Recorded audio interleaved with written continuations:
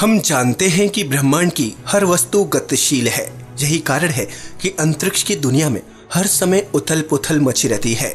हाल ही में अंतरिक्ष के हवाले से आई एक बड़ी खबर ने वैज्ञानिकों को चौंका दिया।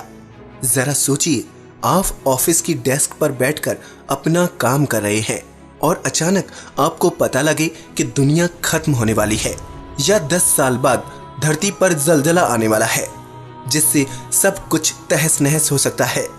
तो आपका क्या रिएक्शन होगा?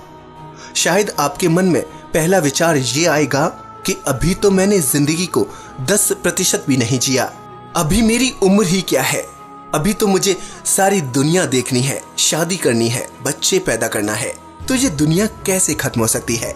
लेकिन वैज्ञानिकों का मानना है कि आज से 1 दशक बाद पृथ्वी पर ऐसा संकट मंडरा रहा है जिसकी आप कल्पना भी नहीं कर सकते। जी हाँ, हम बात कर रहे हैं अंतरिक्ष में मौजूद एपोफिस नाम के एस्टेरॉयड की, जो तेजी से धरती की ओर बढ़ रहा है।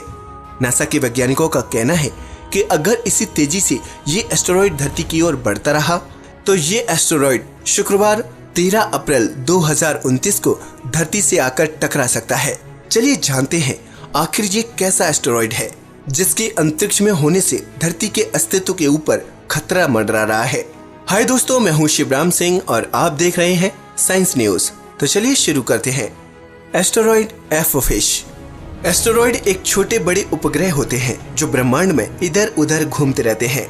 इन्हीं एस्टेरॉयड की लिस्ट में मौजूद एपोफिस एक बड़ा उपग्रह है जिसका आकार 370 मीटर तक बताया जा रहा है।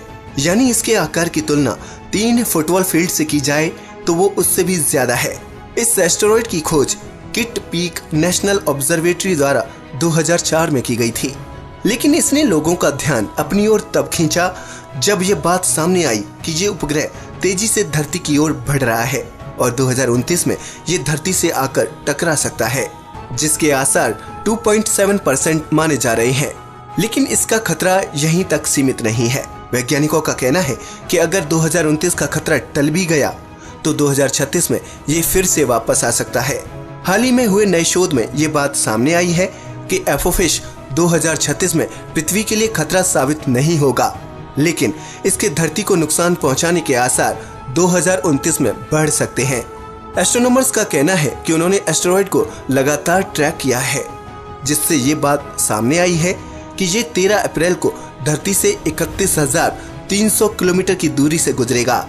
इसी ट्रैकिंग पर आधारित नासा ने बयान दिया कि इसके धरती से टकराने के आसार मिलियन में से केवल 1 है।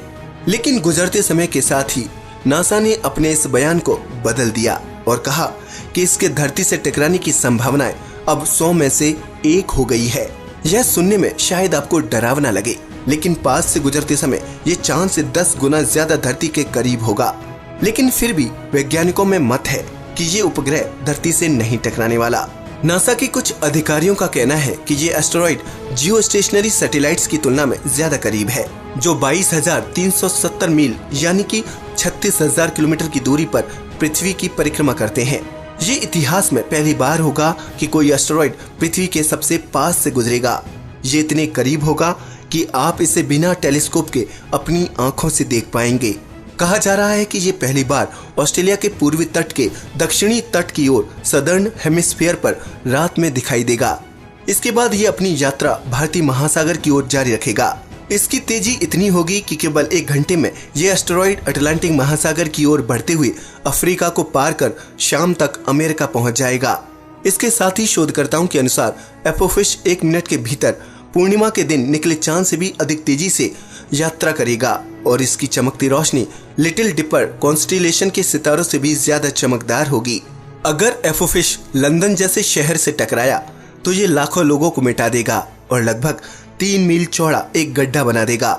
लेकिन वैज्ञानिकों का दावा है कि ये धरती से इंसानी प्रजाति को खत्म नहीं कर पाएगा। JPL centre for near earth objects के एस्ट्रोनॉमर डेविड फेरोनोकिया का कहना है कि भले ही इसकी धरती से टकराने की संभावना बेहद ही कम हो, लेकिन हम पहले से ही जानते हैं कि ये एस्टेरॉयड पृथ्वी के बहुत करीब से गुजरेगा, जिससे एपोफिस की कक्षा में बदलाव हो सकता है। लेकिन हमारे कंप्यूटर मॉडल ये भी दिखाते हैं कि इतने पास से गुजरने पर एस्टेरॉयड के रोटेशन के तरीके में भी बदलाव हो सकता है। और संभव है कि इस बदलाव से पृथ्वी की सतह में कुछ बदलाव आए, जैसे छोटे अवलांचेस यानी बर्फ के तूफान।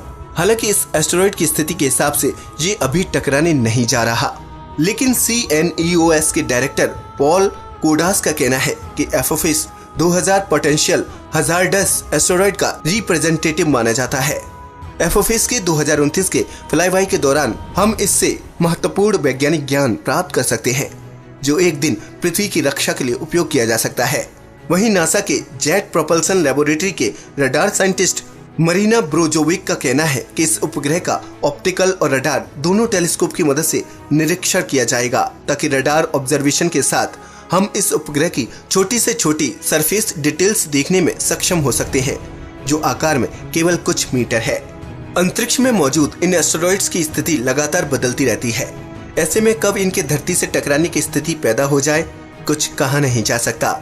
इसके साथ ही एक और खतरा जिसका सामना वैज्ञानिकों को करना पड़ सकता है, वो ये है कि 2029 में ये एस्टेरॉइड धरती के पास से गुजरेगा, तो शायद ये भी हो सकता है कि पृथ्वी का गुरुत्वाकर्षण बल इसे अपनी ओर खींचे। ऐसे में इसका पृथ्वी के वातावरण में प्रवेश करना स्वाभाविक है।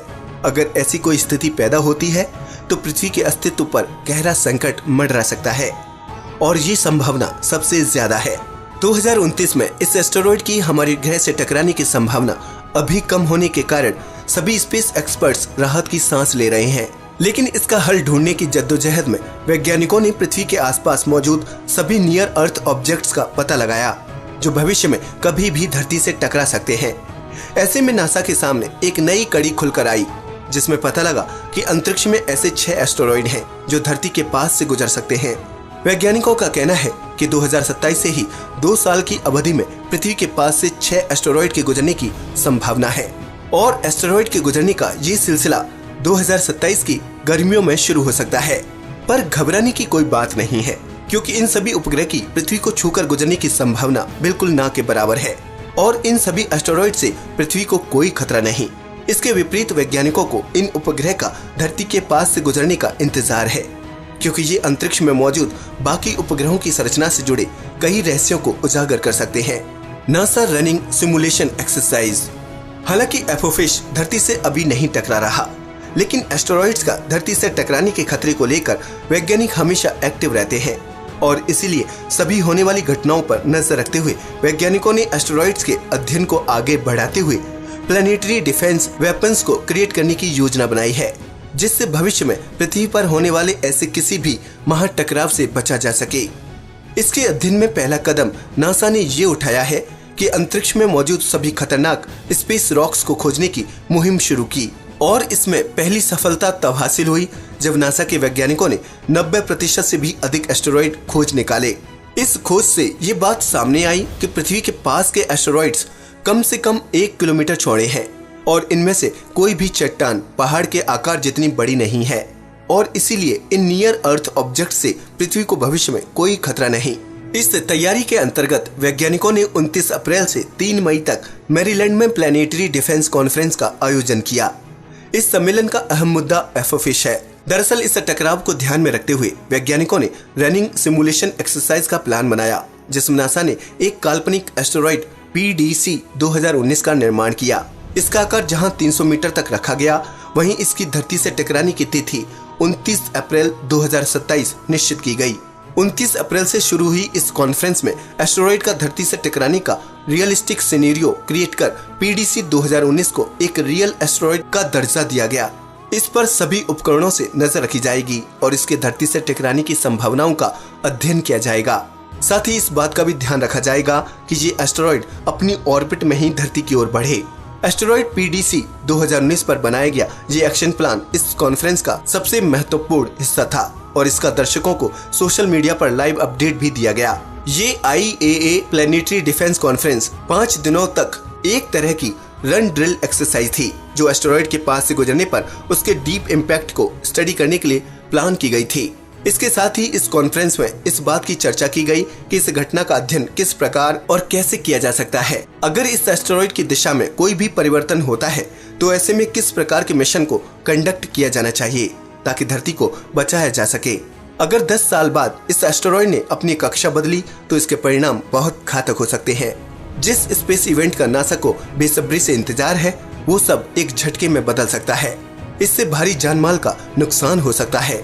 हम सब जानते हैं कि आखिरी बार जब 66 मिलियन ईयर्स पहले चिक्सोलव इम्पैक्टर नामक एस्टेरॉइड धरती से टकराया था तो विशालकाय डायनासोर्स को अपने अस्तित्व से हाथ धोना पड़ा था, जिन्होंने लगभग 20 मिलियन ईयर्स तक धरती पर राज किया था। ठीक इसी तरह अगर फिर से पृथ्वी को ऐसे टकराव से गुजरना पड़े तो उसके क्या नतीजे होंगे, इसके अभी कयास ही लगाए जा सकते हैं। ऐसा भी हो सकता है कि पृथ्वी में मौजूद मानव सभ्यता को अपने खात्मे का दिन देखना पड़े और पृथ्वी फिर से एक बार वीरान गोला बन जाए। दोस्तों, आपको क्या लगता है कि क्या एफओफिश धरती से टकरा सकता है? इसके धरती से टकराने के कितने आसार हैं? क्या तब तक वैज्ञानिक कोई ऐसा प्लान बना पाएंगे कि इसको धरती से टकराने से बचाया जा सके? हमें अपनी राय बताएं। आज के लिए बस इतना ही। वीडियो अच्छा लगा हो तो प्लीज इसे लाइक और शेयर करें, साथ ही इस चैनल को सब्सक्राइब भी करें। नमस्कार दोस्तों।